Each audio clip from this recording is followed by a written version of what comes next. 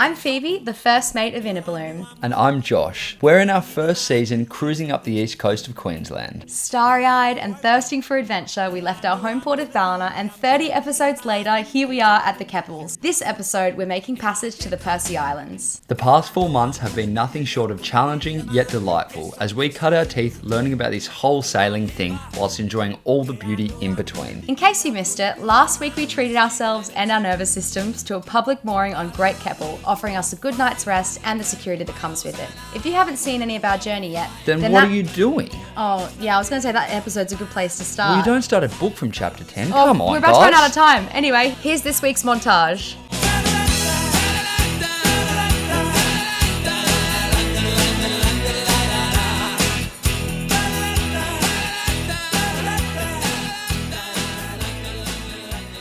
Because you have so much experience with this, I was hoping that you could give us novice sailors a bit of a better idea of how you plan your routes. The passages. Because what we said we've done 18 passages today, and 10 of those were kind of, significant. Yeah. But we're still just figuring it out as we go. Yeah. So if you can help us. Have you guys done any multi-day passages? No, longest would be 24 hours. 22 hours. It's like 100 something miles. Yeah.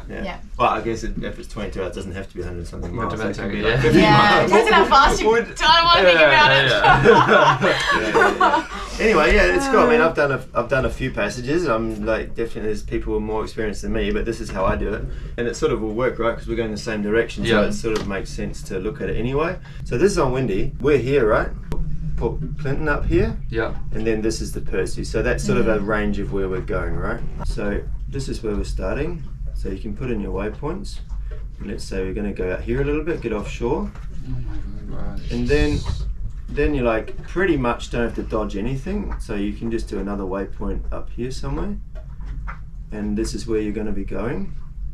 So get around the corner here. Yeah, I mean it's just roughly because it's only about wind. It's not about routing as such. But so you go like this, and then you go down here, boat, and you go your speed, and you say I'm going to say 7 knots, but we'll say maybe 5. And then it gives you this window of time, for that many miles, at that speed, it's going to take you 10 hours. So for this, let's say you want to leave at 6 o'clock in the morning, you're going to be there by, you're going to be there, no, that's 6 p.m. Hold on, let's go over here. So 6 a.m. You'll be there at 4 p.m. And now if you put your cursor along here, that's where you're going to be at that given time. So you can see it's not much wind, but it's super handy for longer distance planning.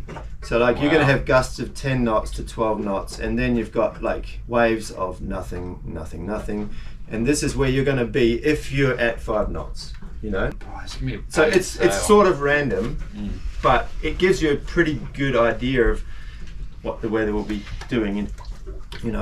If you look down here, there's all these different variables you can have. You've got swell for surfing that, but you've got currents, which I use quite a lot.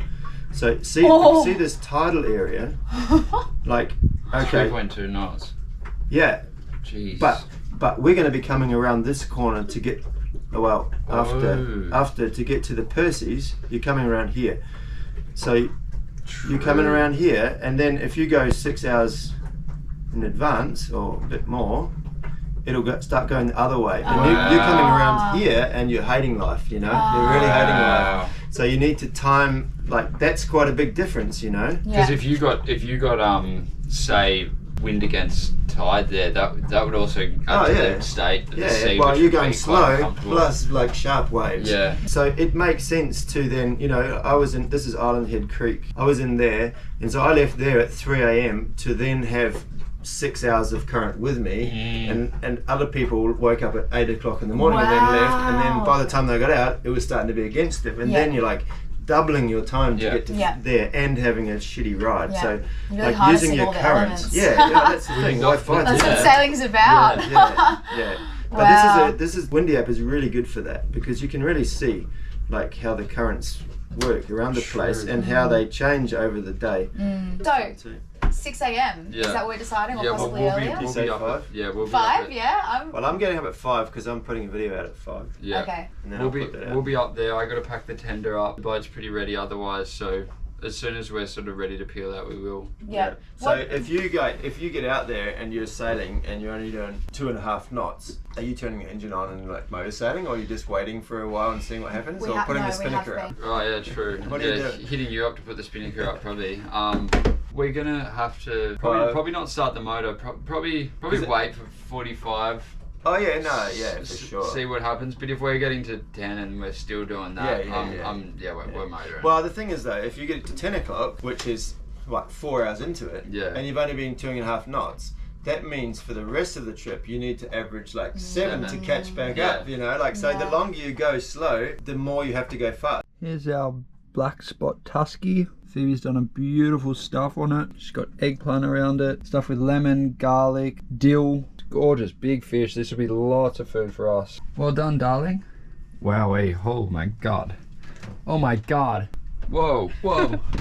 Whoa, whoa, whoa, whoa. It's about 9:30. Just finished washing up because I did about 3 meals of prepping today so that I don't have to cook anything when we're on our passage tomorrow, because I hate being down here. Not because I get seasick, but because I just forget that I'm sailing. So like I'll set something up like the AeroPress for the coffee, and the coffee will go flying, and then I just cry in defeat, and then Josh is out there at the helm really feeling for me, and he always gets himself to tears, so just too empathetic. Out of compassion and empathy for me. Lots of dishes. We've got this system at the moment because we don't have as much access to land to fill up on water, so we've been washing up in the seawater. We have a big 20-litre bucket and we do our washing out there, and we come in and then rinse it in the fresh water. Josh is gutting the squid that he caught this afternoon. Just trying to turn the squid tube inside out. It's a bit of a tough one, hey? Almost there. Oh, you look good while doing it. This is probably the latest that we'll be going to bed for a passage in a really long time, which we're probably not both looking forward to really, but be a nice sail in the morning. At least it's good conditions. It's not too challenging. You're gonna have to say that again because you farted. At least it's good conditions. It's not too challenging. Yeah. It'll be easy on the bod. If not too easy of conditions, we'll probably have really light winds in the morning, but we'll see how we go. I made banana bread with no banana in it. And if you're a yachty and you know how crucial it is the night before a passage to have your snacks lined up, especially when you're in a mono, it's really, really devastating. Josh and I were nearly at breaking point when I told him, is that big enough? Yeah. Yeah, so not gonna lie, a bit devoed about that.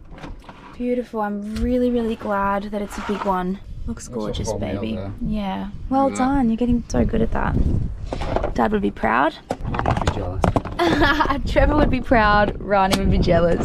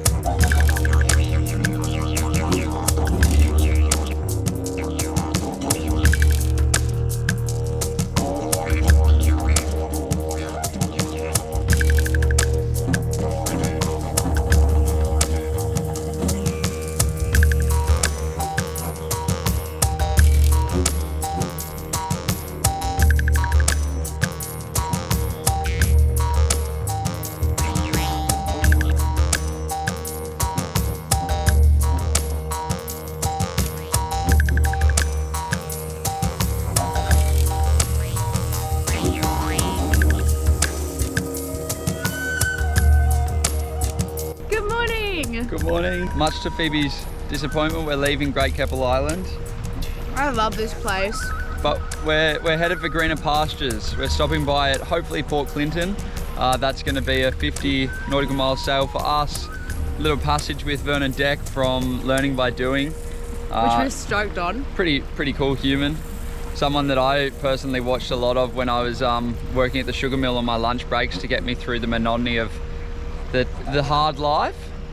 But yeah, we've got Halfway Island behind us, another island that I can't remember the name of, and a beautiful sunrise. It's glass out right now. We have got the main up and we're waiting for a little bit of east-southeast wind, or southeast rather. Look at these wispy cotton candy clouds. I better get back to the helm, but Phoebe will show you around.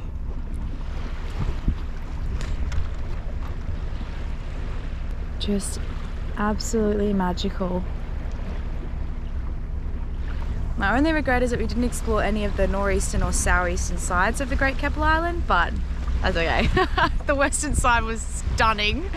And we also didn't explore any of the surrounding islands either, but next season, that's the cool thing, is like, Josh and I were talking about this a couple of days ago, how grateful we are that this is our life now.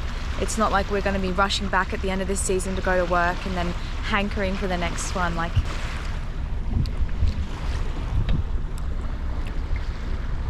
we've got the main up. It feels like we've got about 4 knots of wind, but we're also going at 4 knots. So we've got no wind right now. You can tell by the state of the sea.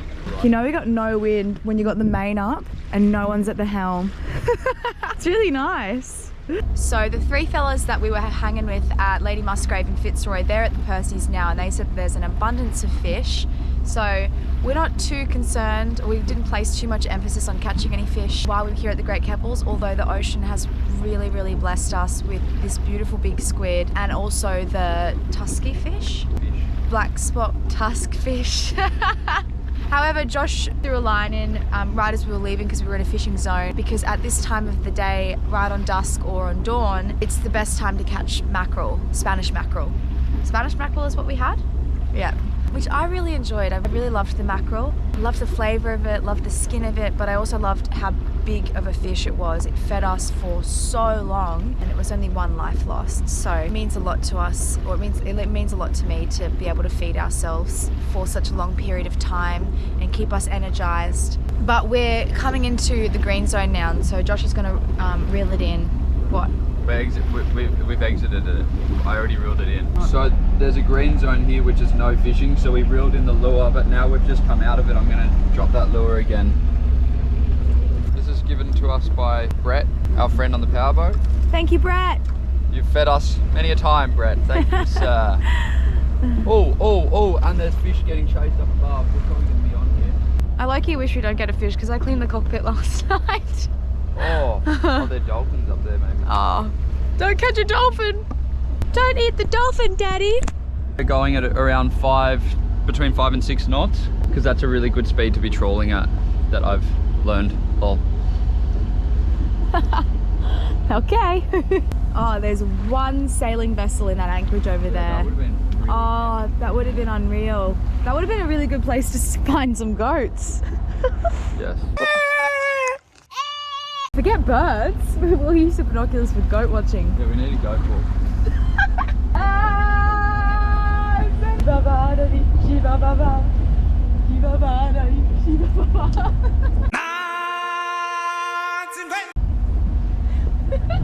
What do you got to do in this world to get some good crew around these parts? Both of us have to poo so bad. I don't like to go after Josh because it's cheap. And so we're trying to scissors, paper, rock. We could go to the toilet first. And we're on like our 6th round and we haven't, no one's won. We're trying to do our best out of 3, so this is the decider. Okay. Okay. He took his shirt off and everything. Okay. Okay, so wait, let me think about it. Okay. Scissors, paper, rock. Scissors, paper, rock. Scissors, paper, rock. That's right, I'll take that one. You go. Oh, awesome. That's great, thanks. Plenty of activity in the sky this morning. Well, I'm not gonna, you obviously think what you think about it, and I'm just showing you that there's plenty going on. We're motoring at 2000 RPM, haven't got really any significant currents that we're motoring against, and there's bugger all wind, thus why we're motoring.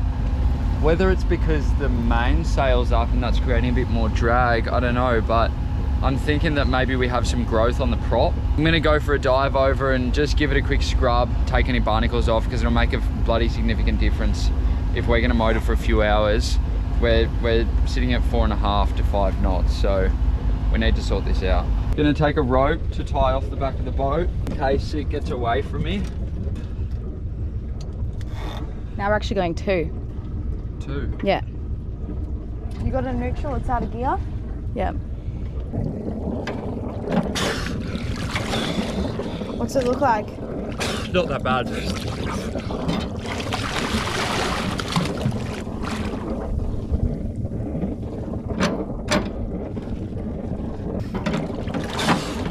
Like it's not bad down there. There's anti-fouls on there and it's kind of blistered a little bit, so it's not smooth as it should be, but I don't think that's what would be creating a lack of like extra drag or lack of propulsion. So yeah, it's probably just because we got a bit of extra weight in the boat, honestly. Yeah. So at the minute we've got about 3 knots from the west. Trade runners got their head sail up, so I probably gonna get our head sail up as well. I think I'm being a little bit ambitious getting the sail up with the amount of wind that we've got. It's probably just gonna flop around. Oh wowee, we haven't had a lot of wind. We're just starting to get a little puff up our bum, and I can feel that because I'm not wearing any pants. But I'm gonna put some pants on because I'm gonna fly the Spinnaker for the first time. I've read a little bit about how to fly our symmetrical Spinnaker. It's not an ASIM, it's a symmetrical spinner. It's just like a classic Spinnaker. And Vernon's gonna talk me through the rest of it. So pretty good winds for it. I'm feeling confident and obviously very excited. Stand by and come on this journey with us. Now there's an absolute stench on this boat, and it's not because I'm not wearing any pants, it's because Phoebe's bottling her kimchi. And I'm not wearing pants. Well, yeah, but that's not the smell, hopefully. I'm so it fits in there. 20 litres of kimchi. No, that's 10. Well, it was 20 litres of kimchi, and now it's fermented. That was our cabbage, our ridiculously large cabbage named Cole. So yeah, I don't know how we're gonna fit that in the fridge, but I think we'll be giving away some kimchi to some friends. This one, I think. Yeah. We'll give this one to one lucky punter. No, yeah, as a bit of a thank you for teaching us how to fly a Spinnaker. The wind's picking up, I gotta go. Yeah. We're in the V-berth because our Spinnaker is stored below all this crap. So this is what you get for having too much in the boat. So yeah, need to move all this to be able to lift the pillow to be able to get to the Spinnaker and pull the Spinnaker out. I'm gonna rearrange everything onto the starboard side, and I'm really hoping that my memory is right, because if it's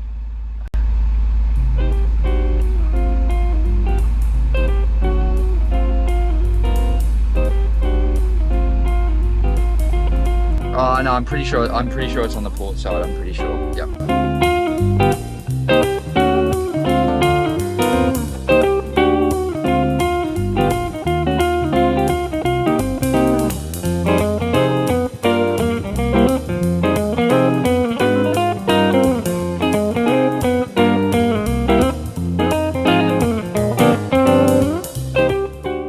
So we've got Trade Runner and Oasis 2 out there, both with their Spinnakers up. So you best believe that we're getting ours up. Welcome to the world, little one. Just down there in the V-berth, struggling a bit to find all the parts for this Spinnaker. I think I've got some lines here. Did I put them up there? Yeah, but I don't know if they're the right ones. They don't look long enough. They don't look long enough? You know how I said I hope that I don't have to get on the other side? Well, now I do apparently, so I'll just have to move everything back again. In such a confined space too, not being able to stand up completely. These are great conditions to work this out in. Yeah. Auto hounds working, gorgeous weather, really light winds. That knot, it's like a bow, it acts as like a bow line and goes over the cleat. Well, I assume it had a knot in it, but it doesn't now. But does the line look like it has like bends in it to indicate that it did have a knot at some point? I think it's like this. Okay. But it's a knot you really don't want it to let go. Yeah. So that's going to go out there, and then I'm thinking that we run these lines back to our or to the winches. Winches, yeah. But they might even be going to the winches up on the coach house. Okay. Wow, we haven't really used the winches on the coach house yet. No, never. This is so exciting. line here running up, and that'll go to the winch on the port side. Get these lines off. The trusty Sailing Essential book. I got that book for Josh for his first birthday together. Here she is in all her beauty. We should probably check all the clues and everything before we fly this. It's a bit worse for wear. Yeah, but I'm trying to read what that says. What does it say? Foot L-E-F. foot and the lee. What was it? Foot and, yeah, it was foot and lee, wasn't it? The foot of the sail and the lee of the sail. Hope that's right. I think so.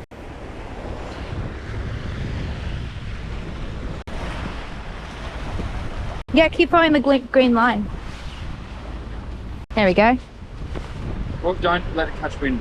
Keep it down. It's a very lightweight sail, I know that. So Josh is attaching the Spinnaker halyard to the clue. Make sure they don't cross over each other. Yep. So let's just go over it again, yeah? Yep. The head is attached to the Spinnaker. The halyard is Spinnaker attached. halyard, is attached to the head of the sail. Yep. And then 1 foot of the sail is on the starboard side. Let's just check the condition of that. Should be alright. That's good. That's good. That's all very good. So that's going around all our shrouds. So that's gonna be right out there, going around and over everything. And then through to into the cleat around the outside. Block, and we're gonna let that out so we can get a lot more range on it. So that's one side, right? We've got a very secure knot, which isn't gonna come undone. That's going over the cleat. I don't like how close that is to the tail of the line. That knot, babe. Oh, we'll do it like that. Righto. Yeah, but... So that's like that. Yep, we're ready. See? What we're going to do is release this out. We have to have it in now because otherwise it'll fall in the water. But see all that line? Yeah. That's all going to travel out and that will go out that way. Yeah, no, I understand. But see that knot that you've tied? Look how close the tails are to coming out of there. Yeah. And if that's... This whole sail configuration is relying on that not coming undone. I know that it's been... I get what you mean. You want me to retie it? Well, you just got all this line here, like... Okay, I'll retie it. It's kind of good because it's locked in because those ends are hard, but... Okay. Because that's what I pulled it. That would be a good backup though, if it was to slip then... It's... Okay, alright. Get what you mean, but at the end of No, the I day... trust... You're the captain. I trust him. No, I like your questioning. I'll Because you can see here, it looks like that's where it was tied. So there's those two... Yeah. Happy? Yeah. Are you happy? Like just in general? Yeah. Yeah. Why do I always get so serious when I'm doing it? I guess it is serious. It is serious. No, it is serious. Everything relies on that. Because the Spinnaker is flying forward of the forestay, we have to take the other foot around our halyard. Yep. And around the forestay. Yeah. Because that way when we fly it, when we raise it, it's going to fly up and around. Yep. So therefore I've led that line. Around the forestay. That's on, that's secure. It's going around all of the shrouds. So we've checked the knot on this cleat. Now we're going to set up our pole and attach the guy to the pole. So this is our Spinnaker pole. It's going on the windward side, which is going to be the starboard side. It's going to clip on at the mast here. Going to get a lift on it from here. On our rig, the uphaul and downhaul lines are here at the mast, whereas a lot of boats have it accessible, or the helmsman can access it from the cockpit, right? Yeah, we're not set up like that. No. That's why we're always up. We're actually a little bit more freakier on Innerbloom. So now what we have to do is we're going to lift this Spinnaker pole. Right, ready? Alrighty. So that's lifted now through the jaws of the pole. Now we have to have a downhaul on the line to stop it from lifting. Innerbloom on 7.2. Do you copy? Over. Sure do. What's up? All set to get the Spinnaker up, I believe, although now the wind's pretty consistently over our starboard beam. Yeah, we've got about 110 degrees up here. What are you looking at? North, 330, 340. Yeah, 350.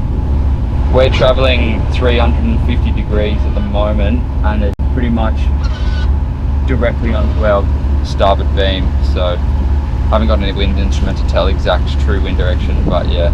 Yeah, well, your Spinnaker will still fly on a beam reach, but it's not optimal for sure. But today is the optimal day to try and fly Exactly. it, that's for sure. No clouds around, no squalls. Yeah. The wind is not gusting. If it doesn't work, you can always just turn downwind and go over to the land. At least you know you have the Spinnaker works. True. Righto. We're almost ready. We've got the Spinnaker pole on the windward side. We've got an uphaul and a downhaul, and our lines are leading through the core of the Spinnaker pole on the windward side. What's the process for getting it up? Is it in a bag or is it just this big thing? It's sitting all over the deck now. If you've run all the sheets correctly and everything's right, make sure everything's like triple check that all the sheets are around the outside of, just make sure you're not going to get it up. Because once you throw it up, it's going to catch the air, and if the sheets are run the wrong way, bring it down without getting in the water and everything. So then it's just a matter of someone pulling it up as fast as you can and someone else holding on to it, giving birth to it, Are you using the mainsail to shade the wind on the Spinnaker as you get it up at all, do you think? It's always a good idea to have a mainsail up when you're running the Spinnaker, that's for sure. Alright, well, we'll touch base once we've either sunk or swim. Oh man, I wish you were a bit closer and I could film it. This would be awesome. Good luck anyway. Thank you. You'll see it. Locked both our sheets off. So that's going to help us. We've locked both our guys off. Lazy guy. We'll turn downwind a little bit. So we'll go downwind. We'll set the auto helm up so you can come up on the bow with me, because you're going to give birth to the Spinnaker and I'm going to hoist it, okay? So we've actually just checked the book and realised that we've set it up wrong. So at the moment, how we have it is that it's going from clew to cleat and then to winch, but it should be the other way around. Or there's 2 winches, but... You got a copy, trade runner? Yeah, copy. Is the Spinnaker sheet leading through the clew on the sail and then returning, or it's just clipping directly onto the clew on the foot of the sail? I don't exactly understand that, but just run it through the end of on the windward side anyway, run it through the end of the pole and then just clip it on the sail, yeah. Yep, gotcha. Just having a little look at the Sailing Essentials book, and they've got it set up a bit differently, but I'm pretty sure with the way we've got it set up, so I'm gonna give it a go. Make sure you don't have any 8s or stopper knots on your halyard or any of your sheets. If you need to let go for any reason, you just let it fly, and then get it back in control, so don't put stopper knots on anything. Yep, copy. I'm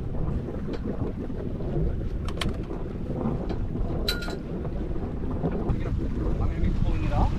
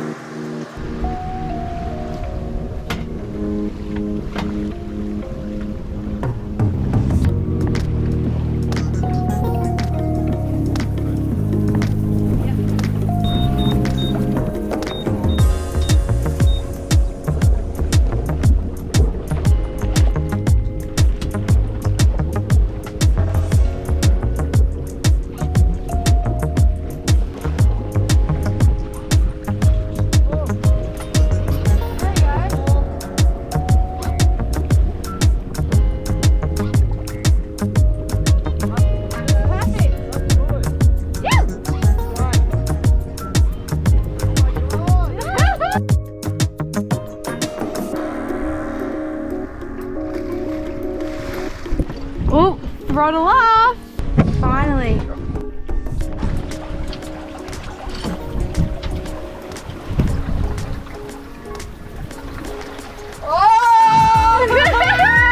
Wow, we're doing 4.5 knots and the wind is over our starboard beam basically. We're on a beam reach and maybe we'll be going onto a broad reach a little bit, but we're still doing really good speed, like, and it's flown out all the way to the side, like. Yeah, we've been pushing 5 knots under motor this whole time. Now we're doing almost the same speed completely by the wind. Physics, baby.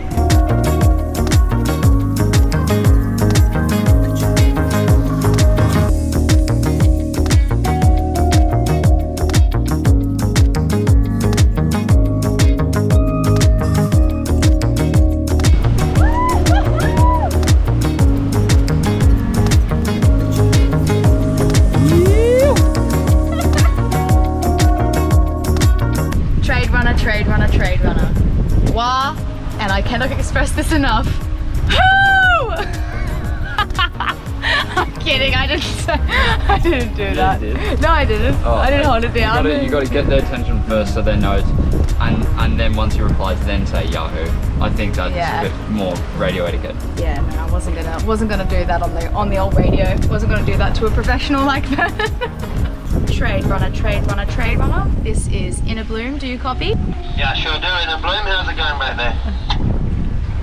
We have an important message, and that is Wahoo! Yeah, I thought I heard something back there. It looks awesome, guys. Congrats. We've done pretty well, although there's one mistake that I can see. Our guys, these are supposed to allow us to get the Spinnaker sheets. They're called, guys? No, the guys, the sheets for the pole, and the sheets for the Spinnaker. No, say sheets maybe.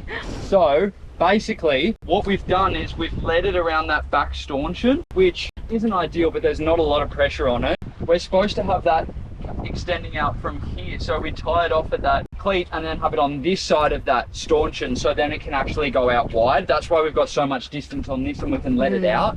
Because what that does is it opens up the sail. It has less belly in it. So instead of going like this so much, if you pull them outwards, it's going to go like that, which will create larger sail area. Yeah. Nice. So which is faster, more speed. For future, we know that that's what we're going to do, and we're also going to keep all our lines together in the same bag as the Spinnaker. Yeah. And we're going to feel so much more confident now that we can do it. Thank you for your support, Vernon. Yeah, working out how to fly this wasn't what took so long. It was finding all of the lines and all of the pieces for this. But we know now, so we'll keep it all together. That's how we run everything on this ship. The only thing we don't have together is our shit sometimes. Yeah. Doing what we're doing, you'd more likely be able to do that with an asymmetrical Spinnaker. It's just got a bit of a different sail shape to it. But ours, I asked Vernon, he said up to 90 degrees either side of the wind. And right now we're going 180 and I can just hear the prop starting to spin. So that means we're doing 5 knots. Well, we're doing 6 knots. And I reckon that's pretty epic. 6 knots? 6 knots. Fastest we've gone all day. Yep. You can probably just keep tweaking it and try and pull up closer to a beam reach, you know. You can just keep tweaking it and see how far you can run. Basically the goal always is let the brace off until the shoulder starts fluttering and then just tighten it slightly, you know, like you want to keep the shoulder just nearly on the edge of collapsing a little bit, and then when it does, just tighten up a little bit. Yeah, congrats anyway, it looks good, and like all things considered, even if you pull it down now, it's still awesome. Like first time is way the hardest. At least you know what you've done now. We've certainly got the confidence, so yeah, thanks for your support and belief. And this Spinnaker is sponsored by Vernon. Yep. I guess that is a flutter, but you don't have a lot of line left. No line left. Yeah. It's almost like this line is more than 10 feet shorter than what it should be. No, I don't, because you're not supposed to have it out that far. Okay. Yeah, so that's fluttering. Aww. So neat. Oh yeah, it's fluttering at the top. As always, thanks for your company, guys. We'll see you next week as we avert our first Spinnaker crisis and sail on through the night all the way to South Percy Island. Looking forward to having you back. You! Bye!